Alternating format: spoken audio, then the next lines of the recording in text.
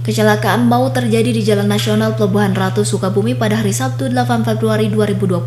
Sebuah truk bermuatan batu terguling dan menimpa mobil Suzuki Panther berwarna biru yang ditumpangi 10 orang. Tim SAR gabungan sempat mengalami kesulitan. Proses evakuasi korban menelan waktu cukup lama karena hampir seluruh badan minibus terjepit badan truk dan harus dilakukan evakuasi secara manual. Akibat kejadian ini 4 orang meninggal dunia sementara 6 lainnya berhasil diselamatkan dan saat ini menjalani perawatan di RSUD Pelabuhan Ratu. Kita melakukan evakuasi secara manual agar korban itu tidak menambah luka yang cukup parah, agar korban itu masih ada yang dalam keadaan hidup. Lalu kita bekerja sama bersama potensi SAR terkait, ada damkar, terus lalu lantas dan Babinsa dan Babin Kamtibmas.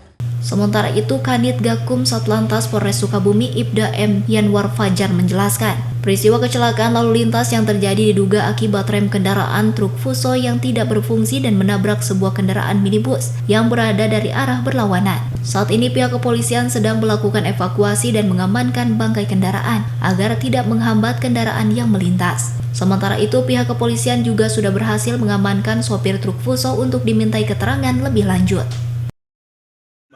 Kronologis tersebut ya terjadi ketika kendaraan Fuso dump truk yang membawa muatan